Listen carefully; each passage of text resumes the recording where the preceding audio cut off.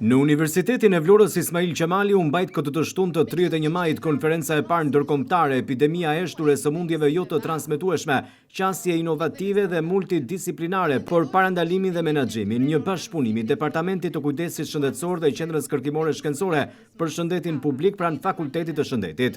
Kjo konferencë bashkoi mjek profesionistë të kujdesit shëndetësor, fizioterapist, farmacist, stomatolog, akademik dhe kërkues shkencor, student dhe grupe të tjera interesi. Ta ardhur jo vetëm brenda vendit, por edhe jashtë. Një platformë për bashkëpunim, inovacion dhe qasje të integruar ndaj sëmundjeve kronike jo të transmetueshme dhe një aktivitet ndërkombëtar me qasje multidisiplinare. Drejtuesi e Departamentit Kujdesit Shëndetësor, profesore asociuar Zarta Lalo, ka uruar mirëseardhje në këtë konferencë, ndërsa foli për qëllimin e saj. Kjo konferencë lindi nga një vizion i qartë, të krijojmë një hapësirë të përbashkët dialogu dhe bashkëpunimi ndërdisiplinar, ku shkenca, avancimet teknologjike, praktikat dhe politikat shëndetësore të takohen për të adresuar një prej sfidave më të mëdha të kohës. Sëmundjet jo të transmetueshme, si një epidemi e heshtur që prekin miliona njerëz në mbar botën dhe duke shkaktuar një barë të madhe mbi sistemet shëndetësore. Falenderoj përzemërsisht rektoren e Universitetit të Vlorës, profesor doktor Aurela Saliaj, për mbështetjen dhe nxitjen e realizimit të këtij aktiviteti shkencor, jo vetëm në procesin e aplikimit për akreditimin e kësaj konference, por dua të theksoj që në drejtimin e saj ka një qasje të re në nxitjen dhe bashkëpunimin me sektorët e ndryshëm të institucionit. Falenderoj gjithashtu mediat lokale, televizionin 6+1 Vlora. Media luan një rol kyç në rritjen e ndërgjegjësimit publik dhe në forcimin e lidhjes mes botës akademike dhe komunitetit. Ju jemi mirënjohës për bashkëpunimin dhe për mbështetjen tuaj të vazhdueshme. Dekani i Fakultetit të Shëndetit në Universitetin e Vlorës Ismail Qemali, profesori asociuar Enkelet Mëjilli, tha se kjo konferencë kushtohet një prej çështjeve më kritike të shëndetit global sot, parandalimit të sëmundjeve kronike jo të transmetueshme. Sëmundjet kronike si diabeti, kanceri, sëmundjet kardiovaskulare, sëmundjet respiratore me radhë janë përgjegjëse për mbi 70% të vdekjeve globale, sipas të dhënave të OBSH-s.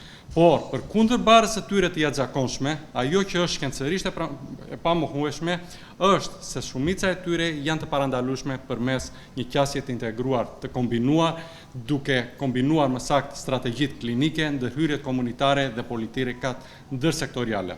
Rektoria e Universitetit të Vlorës Ismail Qemali, profesore doktore Aurela Saliaj, tha se kjo konferencë shkencore forcon në vazhdimësi rolin e Universitetit të Vlorës si një qendër rajonale për dijen, shkencën, zhvillimin dhe për ndikimet komunitare.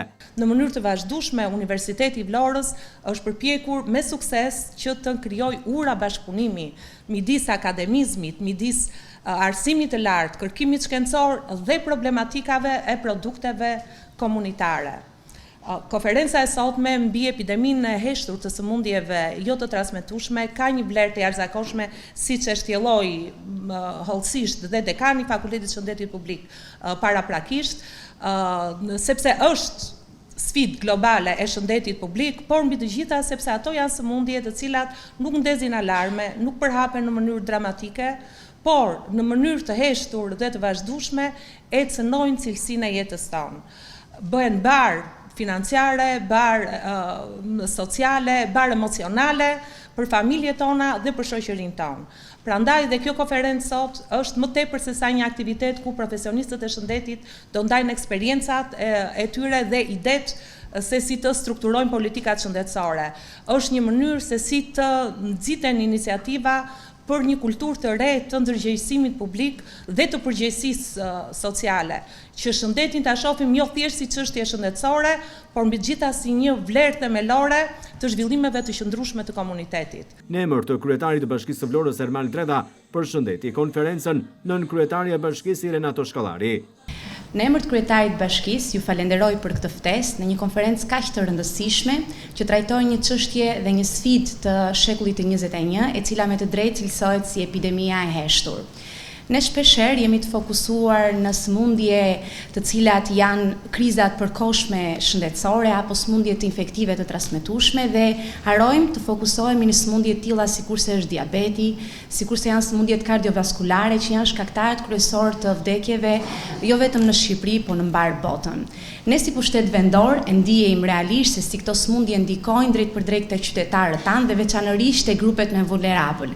Për këtë arsye, na lind detyra që të angazhohemi më tepër që të krijojmë një mjedis të përshtatshëm, ndërgjegjësor ku shëndeti parësor të jetë në fokus. Zëvendës rektoria për pjesën akademike Frosina Londo tha se Fakulteti i Shëndetit është pararoj që gërsheton mësimdhënien me dijen e punën kërkimore. Fakulteti i Shëndetit të Publik në Universitetin Ismail Qemali të Vlorës është një nga fakultetet pararoj që di të gërshetoj shumë bukur mësimdhënien, dijen me punën kërkimore dhe pasionin duke i bërë ato një qëllim të përbashkët. Nga sa pata mundësi të shikoj programin e konferencës, dua t'i përgëzoj organizatorët dhe pjesëmarrësit në programin e konferencës dhe t'i inkurajoj ata në punën e tyre. Drejtoresha e përgjithshme e Institutit të Shëndetit Publik, Eugenia Tomini, ka vlerësuar konferencën dhe punimet e saj shkencore, por edhe ndarjen e eksperiencës. Mjekësor të lartë sigurisht që është nder dhe është pak të them që është nder në një auditor me një koncept të një konference me punime shkencore mjaft të ndërthurura për të ndarë një eksperiencë të jashtëzakonshme të punës tuaj të përditshme, e gërshetuar me politikat shëndetësore të qeverisë shqiptare përkundrejt politikave të shëndetit publik, në këtë titull mjaft goditur, siç është një epidemi e heshtur e sëmundjeve jo të transmetueshme.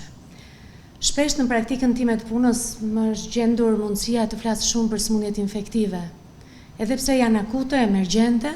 Pandemia COVID-19 na tregoi që zgjat dhe nuk është vetëm një pjesë akute sëmundje infektive, por duhet ta theksoj faktin që në bazë të vlerësimeve shkencore, jo vetëm në Shqipëri, po edhe në botë, në bazë të rekomandimeve të Organizatës Botërore të Shëndetësisë, sëmundjet jo të transmetueshme do të jenë një epidemi vërtet e heshtur.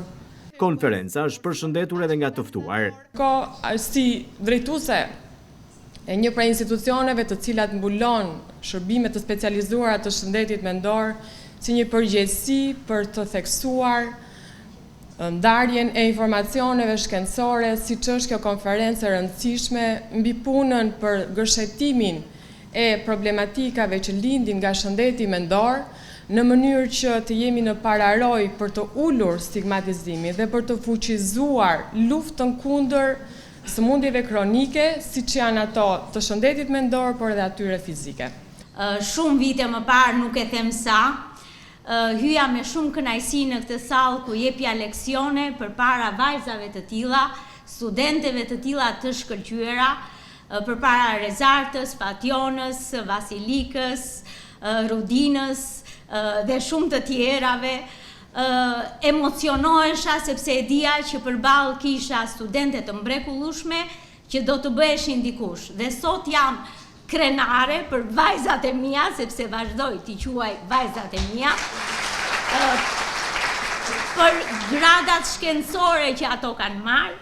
Pas përshëndetjeve të rastit, radha u ka ardhur të ftuarve në panel, të cilët ndanë eksperiencën e tyre në këtë konferencë të parë ndërkombëtare për epideminë e heshtur të sëmundjeve jo të transmetueshme, si dhe për qasjet inovative dhe multidisiplinare për parandalimin dhe menaxhimin e tyre.